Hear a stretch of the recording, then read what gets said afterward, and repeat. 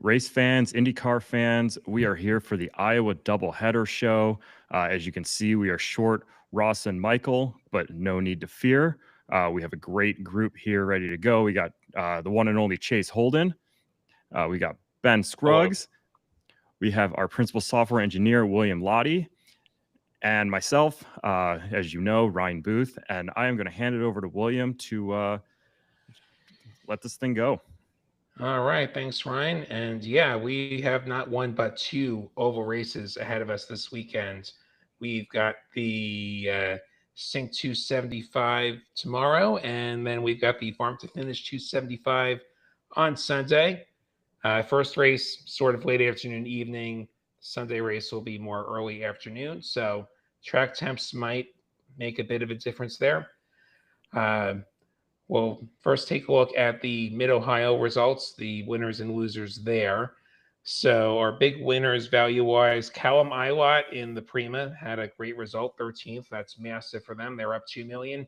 Renus VK, top 10, driving for Ray Hole, or not for Dale Coyne, rather.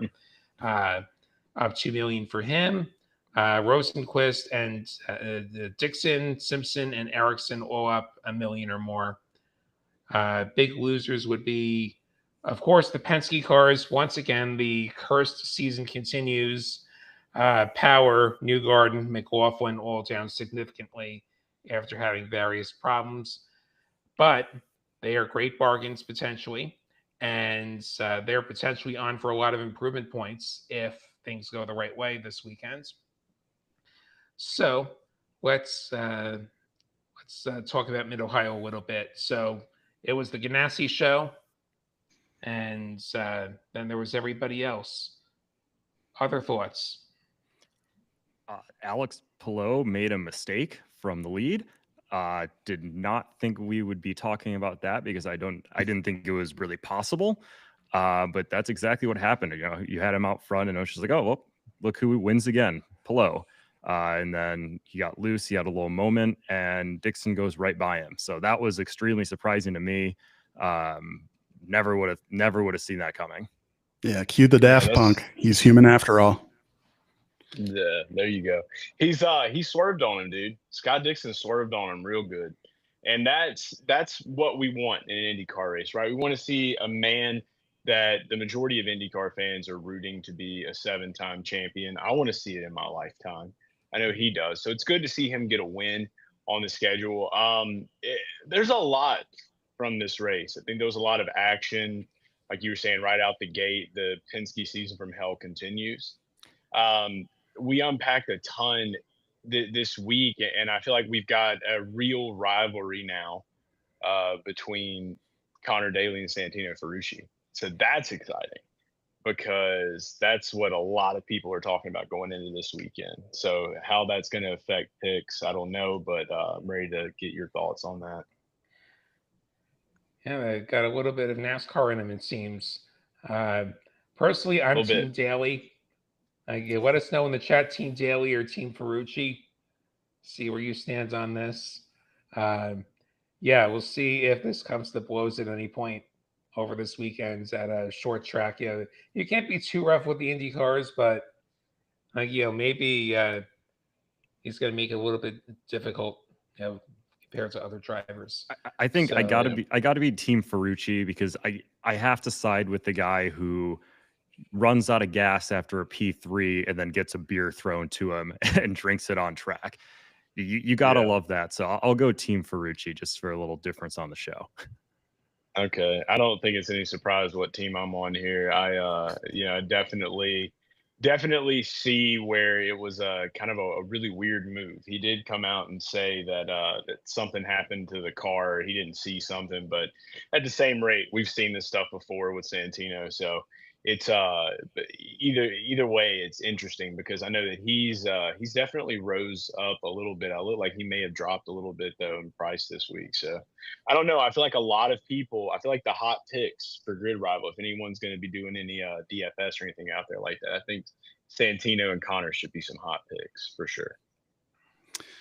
Yeah, I got opinions. So I've never really been on the Santino hype train. I mean, he's put up some great results lately, but I feel like that's emboldened him to get back to his, pretty sketchy ways. I mean, His Formula 2 days. yeah, there's reasons he was kicked out of F2, and he's showing that same kind of behavior again. So yeah, I'm not a fan. I constructed a pretty spicy meme about it. If you guys want to check the Twitter at Ben Scruggs GP. But yeah, no, it's I think it's crazy to me that how many people actually believe him, that because he's claiming Bob Pockrass from Fox Sports had a great little interview from the bullpen session with him, and he's like, oh yeah, I kind of missed the corner, and got a little wide. We happened to touch.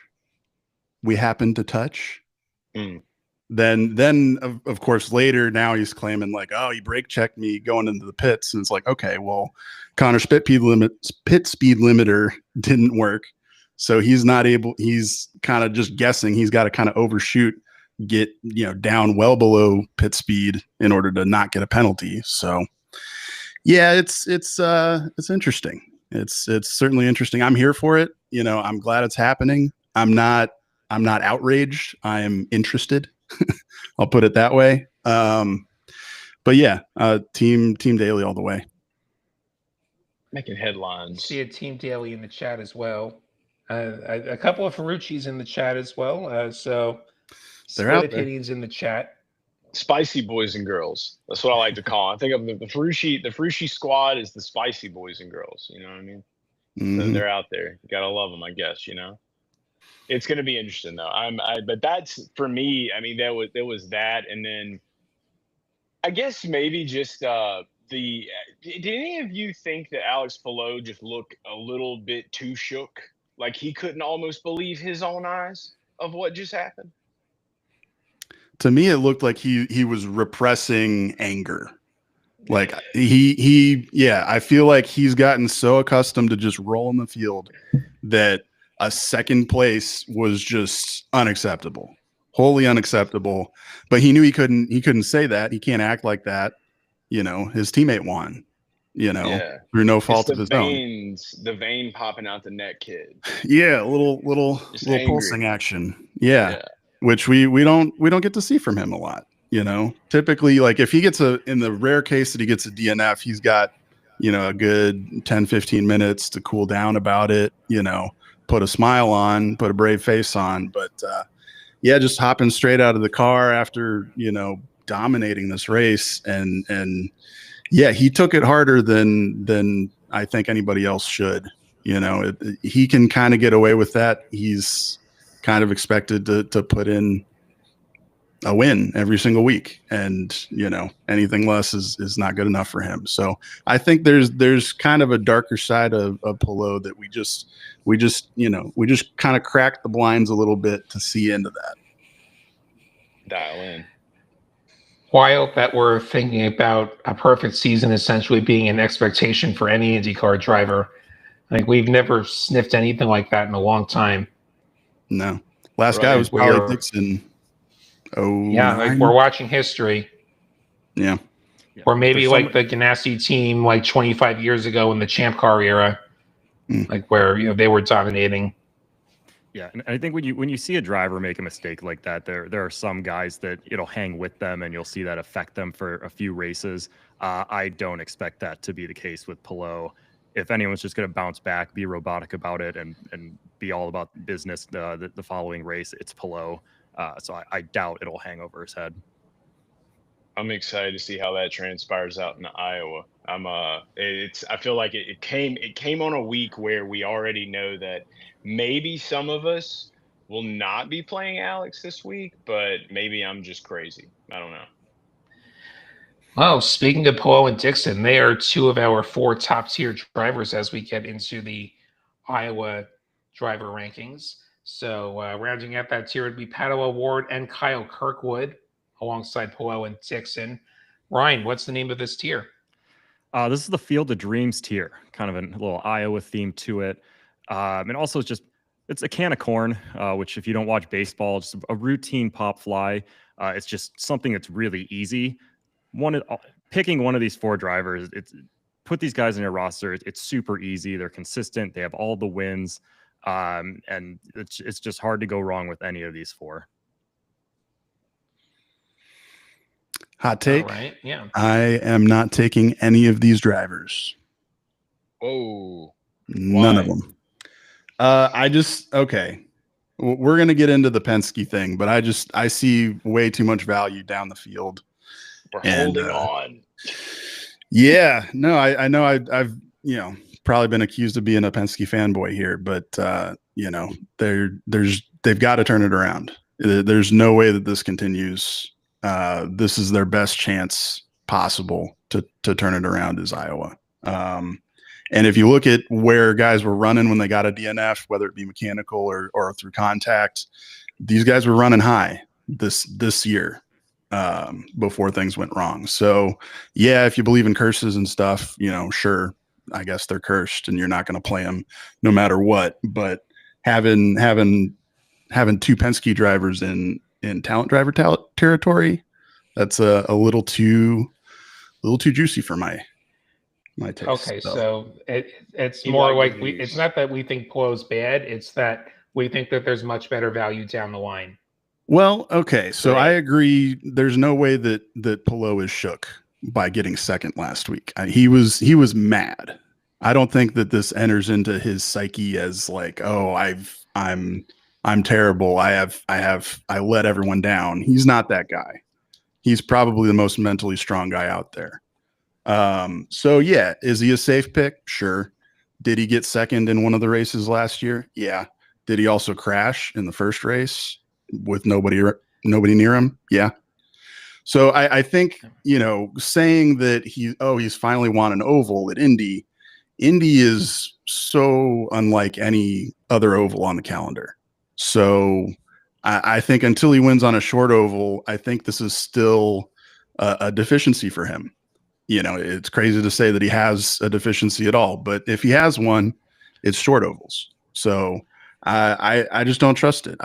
He could get a podium, he could win, but for $27.8 million, I'd rather spend that elsewhere. And as we look at the rest of the season, go ahead, Chase. I was just gonna say the one guy that I'm looking at out of this tier is the silent guy, and that's Pato O'Ward. I feel like he is just kind of hanging around in contention. You look where he's at in the playoff standings. He can definitely get it done here this weekend. And if there's any value that I want to go after, I mean, I know Kyle Kirkwood won, at Gateway, but it was under kind of some different circumstances. As far as somebody that I know that can get up front, can hold a lead, and then can run things down, I think Pato is the way to go there if you're looking for that value to where you may get a qualifying right between 3rd and 5th and then be able to like shave off a couple positions and then hold it down. He should at least get one of these races. I do feel very strong about Pato this week, and I think this is where McLaren can kind of take a stab because now it's almost like the gates are open a little bit. Now that we've got our 3rd winner of the year, I feel like maybe this could become contagious right now. So I like Pato out of these 4. As we're signing drivers this weekend, so just to put it out there for everybody in case they didn't know, in case they didn't see the announcement in the app, this weekend, this counts as 2 completely separate events. So Saturday and Sunday's races are 2 separate events. If you want somebody for both of those races, you're going to have to sign them for at least 2 races if you're signing them now. And if you have anybody rolling off after Saturday night, what we're going to do is we're going to lift lockdown as soon as we're done scoring Saturday night. And you're going to have until start of race Sunday to fill those empty spots. So as we're signing drivers, are we assuming that these are all going to be at least 2 races if we're taking any of these guys? I would say Pato for both. I like having maybe 1 or 2 spots rolling off after the first race, just in case something crazy happens and a Seagull just looks unstoppable, by some miracle, and you want to slot him in for the second race. I don't see that happening. But yeah, if Santino punches Connor in the face and gets a 3-race ban, and you may not want to have him locked into the second race. I don't know. Of course, I'm not playing him either. I do like your pick for Pato in this category. I mean, Kirkwood's probably the obvious choice, having won Gateway, but I do like Pato here. Let's see, race 1 last year that's race 2. He qualified 7th, ended up 6th. Then what was he's kind of the dog race in the Field of Dreams tier, Sure, yeah. He's got kind of a chip on his shoulder because right now Christian Lundgaard, his teammate, is outperforming him. Pato is very kind of sensitive to being the number one on the team. We saw that, we saw him butt heads with Rosenquist when he was a teammate. We saw him butt heads with Rossi when he was a teammate. Pato is the alpha and kind of needs to be the alpha. So yeah, I think he's hungry. He's, out of this tier, he's the only one I think that's hungry. I think Pato and Lundgaard are very equal on road courses, but I think Pato is a much better oval guy. If this was, in Ohio, I would have probably said Lundgaard over him, but at any oval until proven otherwise, I'm always going to side with Pato, and I think he's going to be by far the best McLaren this weekend, and I expect him to score all the teammate points for both races.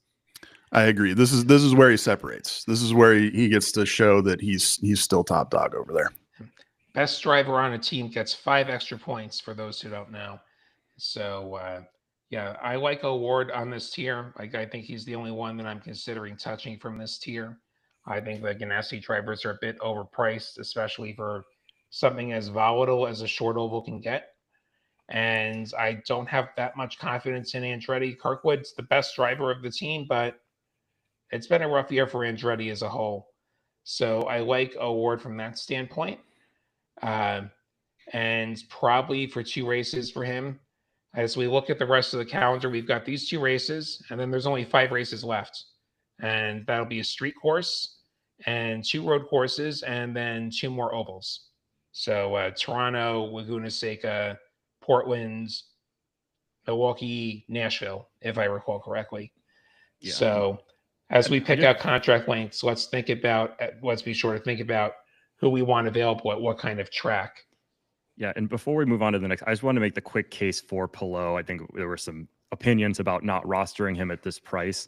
At this point in the season, and pretty much the entire season, Palou has never been a value play. You're not signing him to gain team value. He's purely a points play. And I really do think that, especially if you're leading your league, he has a higher floor than almost anyone in the field. I think he's always going to be competitive regardless of the track type.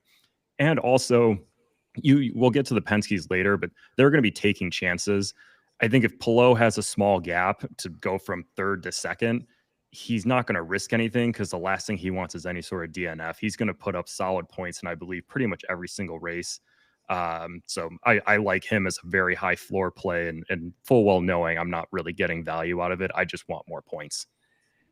If we want as much Palou as we can get, you could take him for 5 now and then have him out for Milwaukee, which would be another short oval that we have left on the calendar. You would have to have him out for at least 1 race since there are 7 races left. It's just a matter of when. And right now, my inclination might be no Palou this weekend and then just lock him up the rest of the way. Imagine he clinches the championship and then he gets to just go for wins because points don't matter anymore. And we get to have that for the end of the year. That's the most likely scenario, I think. I think you're spot on right there, William. Love that. But, putting together $100 million lineup's a little different than like 115. So, yeah, the 100. Yeah, they're different animals for sure. And he's definitely not in my 100 million lineup that we'll get to towards the end of the show. Yeah. So if you're watching this right now and you don't think you have the budget, don't worry. There's other options. Much better options anyway. Yeah. But yeah, one last point on Pato. I gave props to Kirkwood for winning Gateway. Pato probably would have won Gateway if he hadn't been held up by his teammate, Nolan Siegel, who was at least a lap down. So I have a lot of hot takes later on who I think should and would have won Gateway if not for someone else getting in the way. Okay.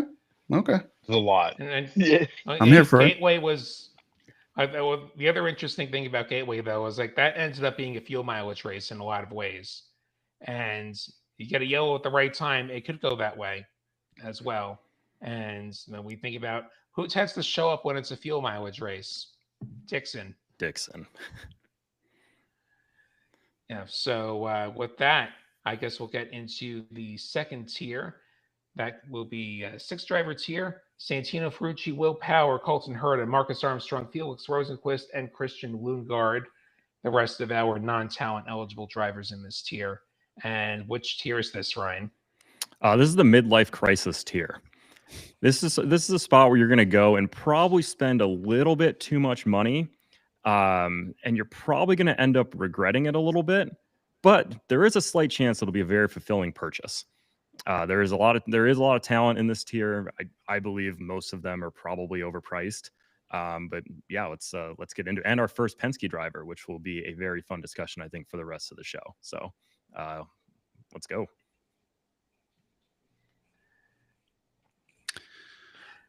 A lot of people are going to want to run Santucci. I'm not one of them. I don't trust it. He's, a mistake or a, mistake on a road course means you drop a couple wheels in the grass. A mistake on an oval means you're in the wall. So, he's not backing away from this one bit. He, what was the quote? I know how to outsmart him on an oval. So he's already running. He's not running the race to the front. He's running his race against Connor. And so I think he gets in trouble one way or another. So I don't trust it. Willpower all day. First he has to get to Connor. That's a hot take. That is true. We don't know where he could qualify. Connor led the test. I'm sure we'll get to Connor in one of the tiers down low, but he led the test here in Iowa. I do agree with what you're saying though, because like Iowa breeds aggression, and especially when you have something coming into the weekend like this, everything's on edge. So if I'm looking at this tier, I'm trying to think who has who's kind of like a sexy pick in the lineup that also is kind of quiet. And that's where I have to turn to Colton Herta. I like Colton Herta at 19.5. I feel like we know that he's had probably one of his more just back marker years, if you want to call it that. And when I say back marker, I mean just quiet in general, media wise, not much like being talked about.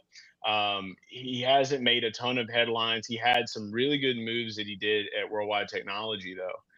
There was some video footage that came out of that. So, and we've seen Colton do well here in the past as well.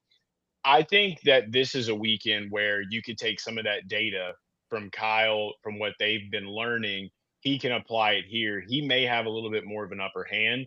And like I said, I just have this really strong feeling that this is like the island of the misfits from the Rudolph Christmas show. Like it's like that kind of weekend for the guys that have not had their shine, their spotlight. This is where I feel like that's going to come to fold. So with Colton at 19.5, if you're already getting a lineup where you have like Pato and then you're going Colton, you still have a ton left over.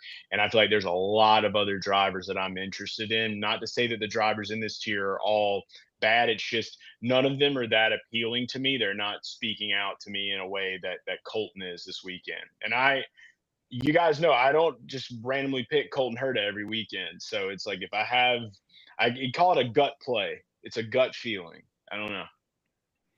I'll back that up. So Colton pretty handily out qualified his teammates. So, the obvious comparison is to Kirkwood. So let's see. Kirkwood qualified 19th for one race, 12th for the other race. Colton was on pole for one race and 4th for one race. So, and one of those races, I believe it was Iowa 1 of last year, really he got sunk by a bad pit stop, which Where have we heard that before? Yeah. So that's what scares me. Yeah, that's kind of the thing. It's like how do you let this go on this long if you're an organization like Andretti, billionaire owner, going to F1, have missing, execution on pit stops is pretty embarrassing in my view. But so I keep kind of discounting the miscues in on pit lane, thinking that, oh, this is the week they've turned it around. They've got somebody new on whichever tire keeps whichever tire changer keeps biffing it. Like the good news for them is that F1 doesn't have refueling, so that's one less thing for them to screw up when they get there next year. Twice as many tire changers, though. Yeah, 3 times as many. They got 3 guys on every wheel there. They got 2 jackmen. Anyway, yeah, Herta, I like. I think he'll qualify well, and I think Iowa could be very driven by qualifying. A lot of the talk going into this weekend is that the bottom line is going to work a lot better than the rest of the track with the half repave that was done for some other series. I know that they're trying to rubber in the high line with the practice session. I also know that the weather is kind of suspect, so we might end up with a green racetrack anyway, despite all of that. I guess we'll see soon enough. If it ends up being qualifying driven, I like Herta a lot better, except that they might go and throw some track position away with a bad pit stop. We're just fading that. But I think Herta is still the best pick of this bunch. Beyond that, I actually kind of like Ferrucci's chances, as long as nothing silly happens. Like if cooler heads prevail with him and Connor in particular, and maybe he'll find somebody else to pick on though. I actually think Ferrucci is capable of top 5 at both of these races. And that's a de facto Penske car. So we got to talk about willpower in an actual Penske car. He did win Iowa 2 last year. If they can just perform well. What was that? From 22nd. From 22nd, basically worst to first. Huge. So, I mean, all the Penske guys have potential for a lot of improvement points just by having a decent day. I know Newgarden's improvement index was 20th. I think McLaughlin's 17th. I forget what Powers is, but he's somewhere down in that neighborhood as well. It's been such a bad year. Power got caught up in some turn 1 shenanigans at Mid-Ohio last week, which at least a couple drivers seem to be every year at that place. So hopefully a turnaround for him. He's been the best of the Penske drivers. So, Ferrucci, Power, Herta, I think are all viable choices. Probably Herta, Ferrucci, Power in that order if I'm making picks here. I love Power in this tier. I'm immediately tossing everyone except Power and Herta. I want no part of Ferrucci, Armstrong, Rosenqvist, Lundgaard. Really nothing against them. They've had great seasons, and especially like you look at a guy like Lundgaard. He's awesome, but I just don't want him here, especially at this price. Armstrong, Rosenqvist again have just been phenomenal, but I'm not spending 19 million on these two, especially at a track that I don't think is going to be their best. Herta, I think Chase and Ben did a really good job, and William did a good job talking about why he's appealing. But I can't go against Will Power, especially if we're talking about this being qualifying driven. I think he's stuck it on the pole 4 times in the last 3 years here. He was on pole at Madison. He's, I think, going to qualify well. He's only $20 million. Like I have to have him on my team, probably along with the other Penskes, which we'll get to in a little bit. But yeah, the only guys I'm looking at in this tier are Power and Herta, and I think it's Power on pretty much every single roster, and Herta would be a little bit practice dependent and see where he fits in with budget. But I don't think it's ever any of these other guys for me. So a little context on the track. So the repave is not a new thing. This was about 18 months ago. So this is the same repave that we dealt with last year. So a lot has been made about, the test, and, they kind of threw the kitchen sink at it at the test, and then still came away and wanted to cut down force and power. They did the same thing last year. This exact same thing. I would just rewatched it, and in a post-race interview, Graham Rahal was complaining like, "Oh, well, yeah, we tested here, but we didn't learn anything because then they took 400 pounds of downforce out of the car. So they're doing the exact same thing this year. So I expect the track to race a lot like it did last year, which granted is not great, but while there's some truth to qualifying mattering, like I said, race 2, Willpower won from 22nd. Race 1, Newgarden got 3rd from 22nd. So, if you got a good car, you got a good car. These passes what kind of attenuators did they have? what did the attenuators look like? I don't know. That's the annoying thing is you can't see the smooth attenuator. But they also don't run the Speedway package at Iowa, so maybe it was a different attenuator anyway. No, it's the same attenuator. It is. Is it okay? Good. Yeah, it's the same attenuator. And I've seen photos of the smooth attenuator. Smooth attenuator at road and street courses where there's absolutely no chance of it making a difference in aero on a street course. But anyway, let's not get too deep back into that rabbit hole. I feel like I covered that pretty well in my article, which you can read on gridraival.com. You did.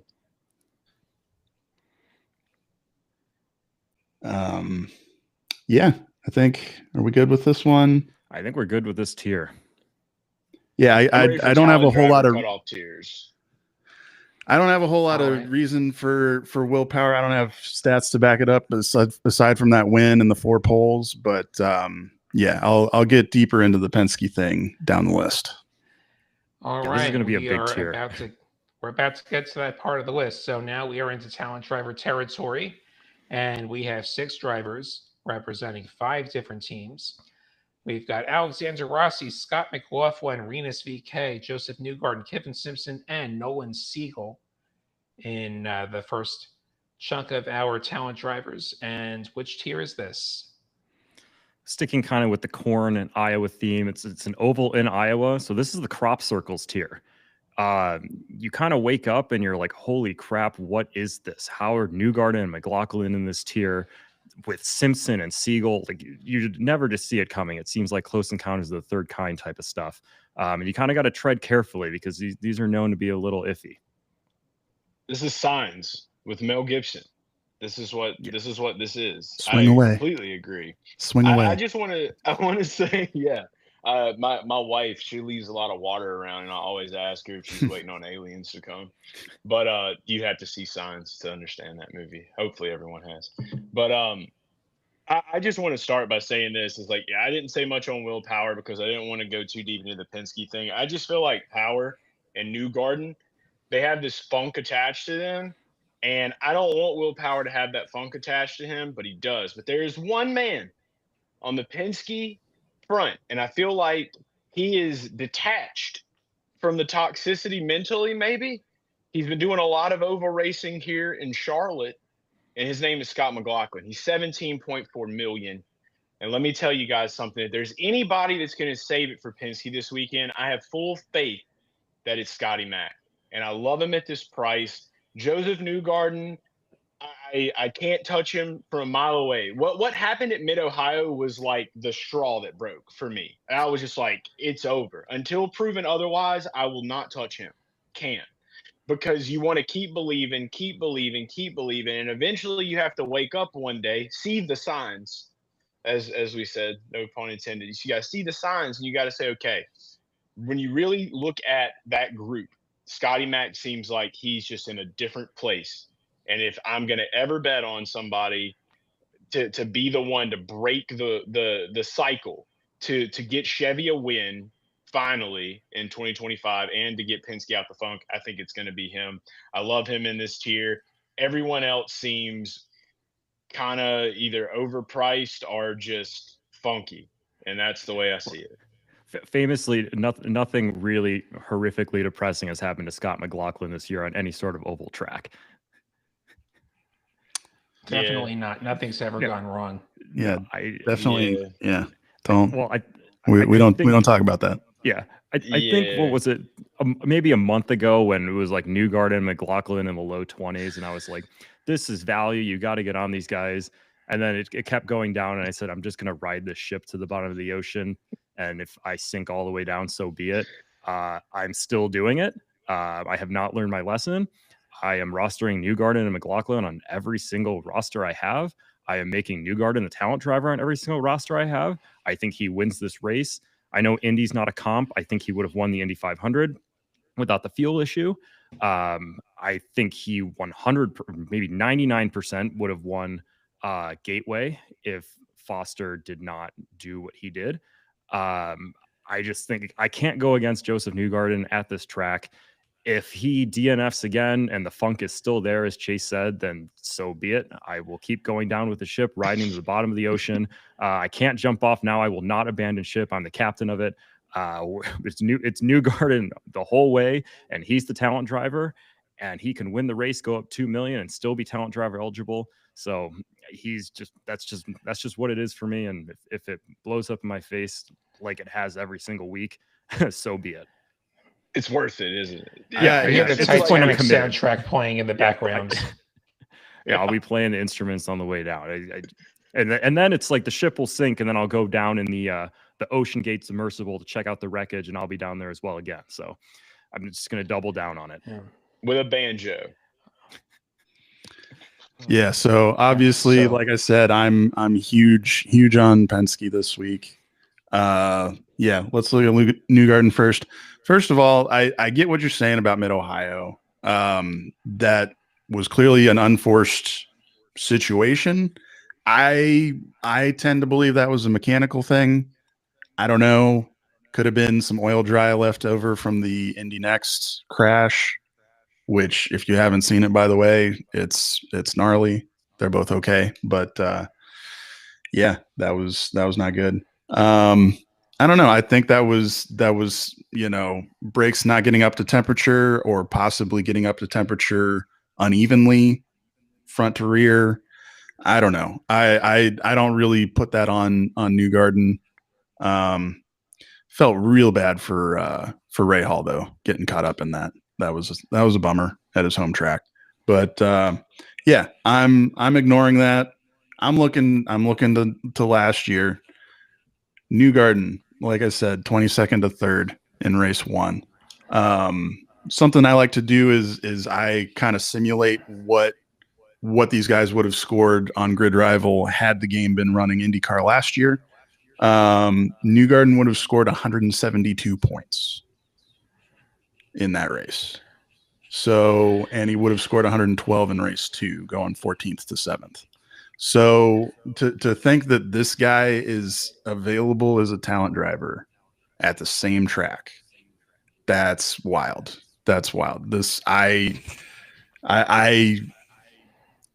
can't justify. I can't be friends with you if you're not running Newgarden. I don't get it.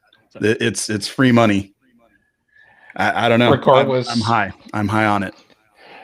Regardless of budget size, I'm running Newgarden talent driver, unless like qualifying goes horrifically wrong. Maybe Newgarden's improvement index is 20th, which means that if he finishes 8th tomorrow, 8th place, he gets the maximum of 25 improvement points. And similar story Sunday. Well, the 8 race average depends on how Saturday goes, but he just needs to have a decent day to pick up 25 extra points. One of these days, he's going to have a decent day. We hope. Yeah. So definitely Newgarden, and it's like he'll be talent eligible both races, no matter what. If Saturday does go wrong, he's probably worth less than Kiffin Simpson and Nolan Siegel, and I don't think anybody had that on their board this year. Yeah, by far the best choice is Newgarden. I like McLaughlin the next best, and then probably VK, and then Siegel, and maybe Simpson. I'm not too enthusiastic about Simpson. I think there's better options. And as usual, as much as I love Rossi as a driver, I'm not touching him in fantasy. He's been in fantasy purgatory the entire year. We got Super 01 in the chat. If you're rostering Penske drivers this far in a season, you're wasting your time and money. Trust me, I know. I've been doing that, and I've wasted a lot of my own time and a lot of my own money. But I can't go against them in Iowa. They believe. We're gluttons for So punishment. strong. I saw that post as well. I was saving that for this tier, actually. Super Zero pointing out that it's not last year, and this is a different driver. It's certainly a different team. Everyone got fired, so there is that. You're not wrong about that. But Newgarden's still a capable driver. Newgarden hasn't forgotten how to drive a race car. Yeah, watch Gateway. He was awesome. I implore you, watch Gateway until Newgarden crashes, then turn it off. Or watch any race pre 2025, and there's about a 50% chance that a Penske car wins it, or at least podiums. It looked like he was in a video game. Like he was just passing guys like he was on a video game on easy difficulty. He was. I still say, unless something wacky happened, he was going to win that race. I think going away. If the Foster incident doesn't happen, you can always get weird yellows. It's an oval. I know. I get it, but I believe if this race runs clean, Newgarden will win. It's a dice roll. I feel like at this point, it definitely is a dice roll, and it's crazy to say that picking Joseph Newgarden at a track like this is a dice roll. But I just got to call a spade a spade. It right now in this landscape, in this reality, it is a dice roll. Okay, I respect your opinion, but I disagree wholeheartedly. But yeah, speaking on McLaughlin a little bit. Now McLaughlin, I think, is one guy who might actually be a little qualifying sensitive. So he famously got his first oval win here last year. Kudos to him. That was awesome. But he did that from second place. And race 2, he was on pole and brought it home third.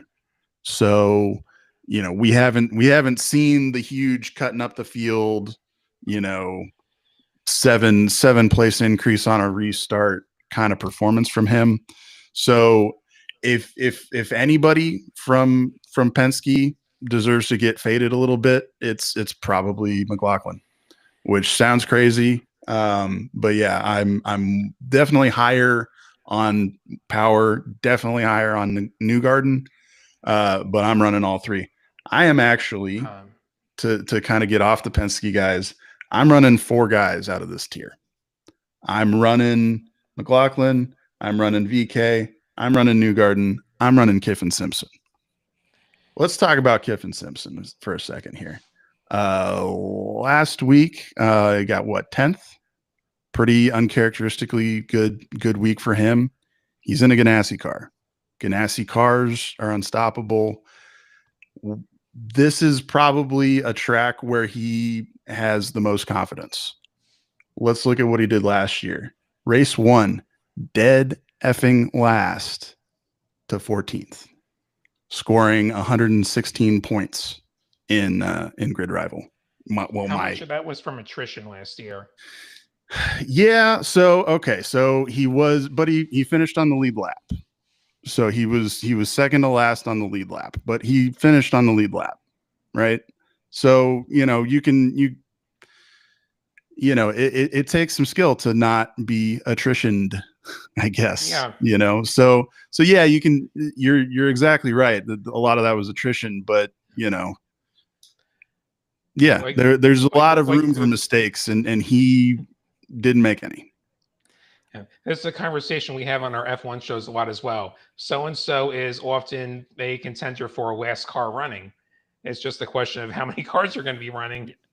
I think that Simpson has improved from last year. I still don't trust him on a short oval. Yeah, and I hate to be this guy. We have 15 minutes left and 2 tiers, and I think we need to get to these last drivers. But we have to make one important point. I'll hand it over to William.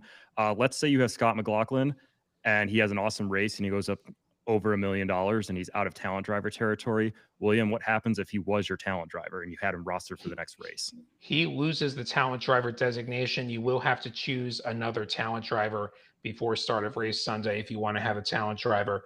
And then the only other question that I'd have about these Penske guys, Do we take them for 2 races? Do we trust them at Toronto, which is like next week?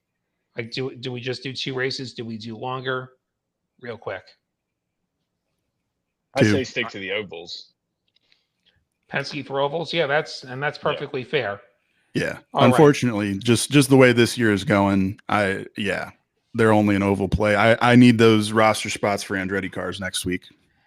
Absolutely, yeah. We got a street course next week, and we got our 5th driver tier or 4th driver tier, 4th tier.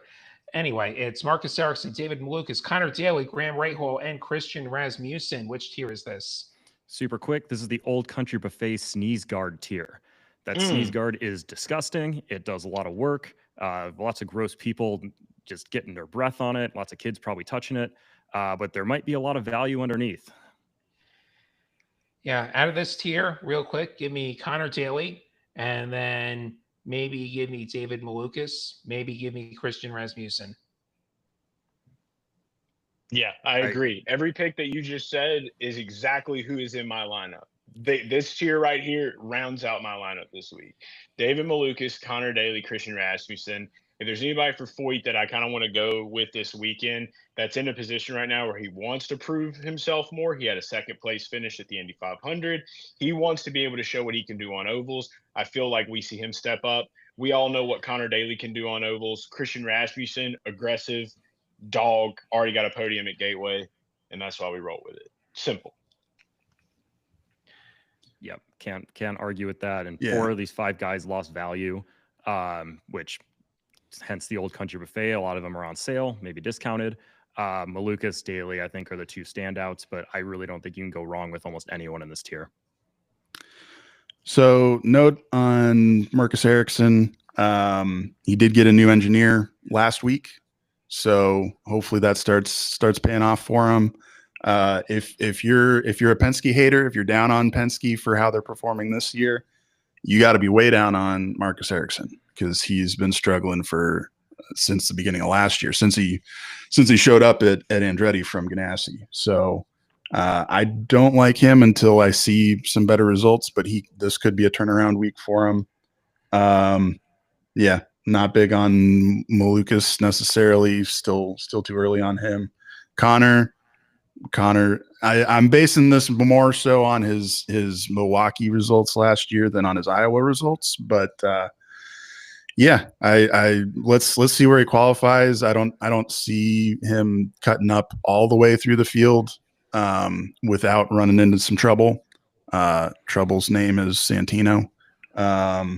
So yeah, I don't know if he can steer clear of Santino for the bulk of the race, then I think he's a good play, and he made my $100 million roster. All right. Any other takes that we have about this tier of drivers before we get down to the last tier? I'm good. We're good. Okay. On to the bottom tier, which will be Robert Schwartzman, Louis Foster, Callum Ilott, Stingray Rob, Devlin DeFrancesco, and Jacob Abel. Which tier is this? Children of the Corn. We got a lot of the first-time Iowa runners here, a lot of the young guys who I believe might end up just being lap traffic. And if you know anything about the plot of Children of the Corn, they might be gunning for the adults in this one. The guys like Newgarden, we saw what Foster did to him. These guys might just be missiles. It might be a huge problem for anyone trying to make their way past them, or if they get caught in the back. Oh man, I just got to start off by saying, who's Malachi? Who is Malachi on this roster? Where is he who walks the rows? I don't know. I feel like Stingray Rob would be Malachi, and maybe we go Louis Foster, he who walks the rows. I would say that, and I feel like Ryan's probably the only person that understands what I'm saying right now. Maybe I was going to say Stingray might be he who walks through. He might be the guy that they bow down to, the cult leader, Mr. Religion over there, and he's also the only guy. He's kind of like the old one. He's the only one with any Iowa experience. But I didn't. He also went airborne. Yeah. He went airborne last year, so he went full send. We're glad he's okay. But yeah, he's had airtime here and track time. So Stingray Rob also working with Connor would probably be good. But I just want to. I'm not playing anybody out of this tier specifically. Like, I'm curious to see what Robert Schwartzman does, to see how their oval development keeps going. And other than that, Louis Foster would probably be the only person I would throw anything at out of here. Yeah, I think Foster's the only one who's playable out of this tier as well. That said, I'm not playing anybody out of this tier in my $100 million lineup. I don't think we need to touch this tier in a world where we have like 2 Penske drivers that are talent eligible. Yeah, right. The way the prices have shook out, you don't really need to dumpster dive here. And I need to quickly correct myself. It's just some of these guys do have Iowa experience, just none of them ran either of the race last year besides Stingray Rob. But again, not a lot of Iowa experience, but there is some. So I did misspeak earlier. A couple of random one-offs, yeah.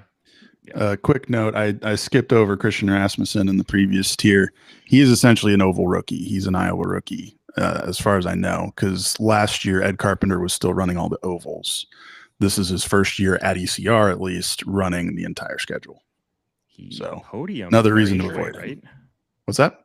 Didn't he podium Gateway, or am I thinking of something? He did. Different? Yeah. He did. Yeah. Third. He's a wild card for me. He takes some chances. He's got a little Ferrucci in him, little Thomas Schechter. So I don't trust it.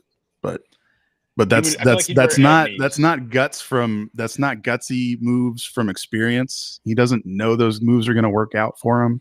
He's just doing them, and they worked out for him at Gateway. But that's a low percentage move for sure. Yeah, like he's more Takuma Sato before he won the Indy 500. Okay. Yeah. And Little ball with the ball to bang. I'll co-sign that.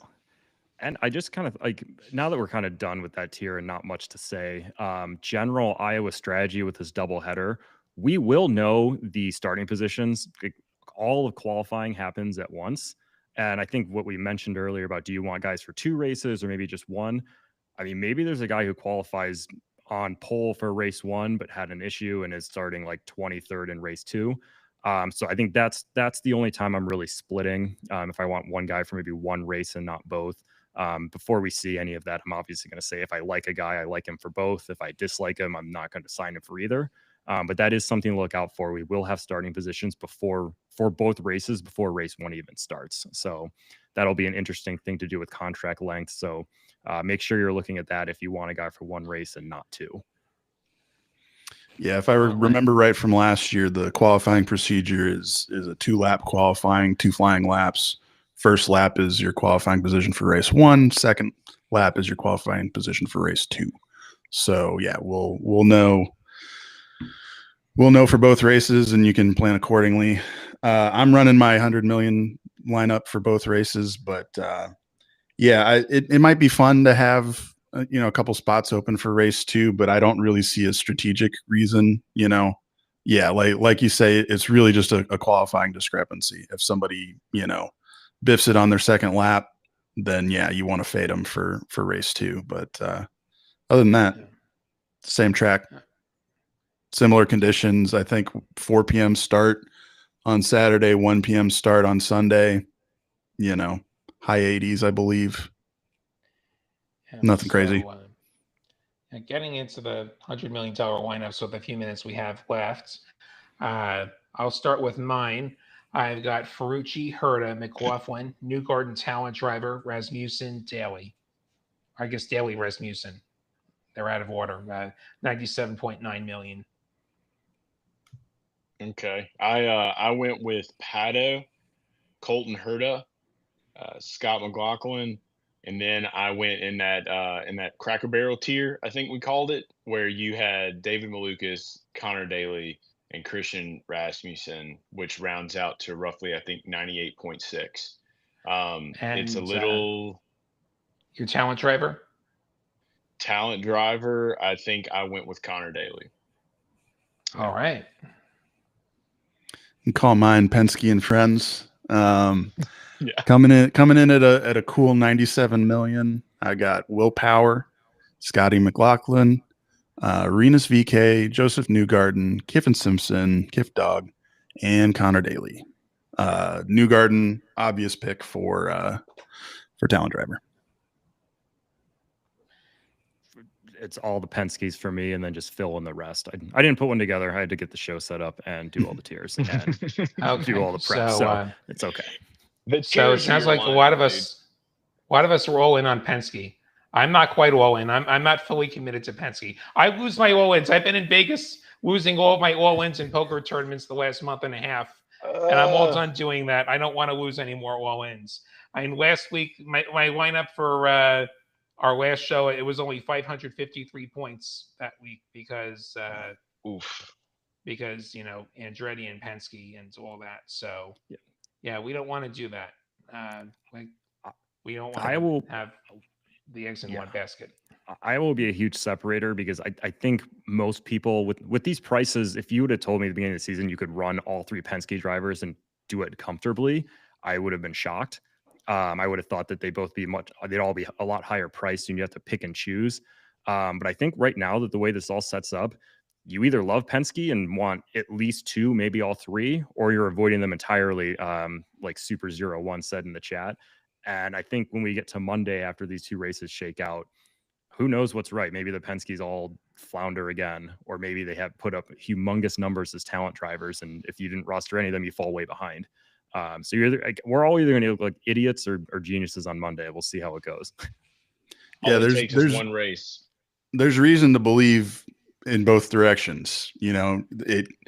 Depending on which side of the street you're standing on, running all Penske's is either a huge gamble or it's a huge gamble not to. So, it's a polarizing one for sure. Just to brag on myself a little bit, I did all right last week. I got my $100 million lineup at Mid Ohio got 733. Value increase though 4.3 million. So, hanging my hat on that one. There you go. Nice. All right, and we are just about at the top of the hour. Any closing thoughts? I'm excited to see what transpires. I hope we get some action on and off the track this weekend. And I hope that we have good weather because according to Connor, the track is just excreting water in these situations. So that I talked to him a little bit after the show when we recorded, and that definitely is a concern. So how this is going to play out is going to be fun either way it goes. So hoping for sunshine, no he who walks the roads and no Malachi's, and everything will be okay.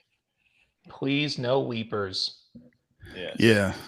Quick note. So the IndyCar schedule for next year has not been released yet. There's some whispers here and there. It's entirely possible that this is the last time we come to Iowa, at least for the foreseeable future. So, enjoy it. Tune in on Fox. Let's hopefully get a nice good send off like we did for Texas.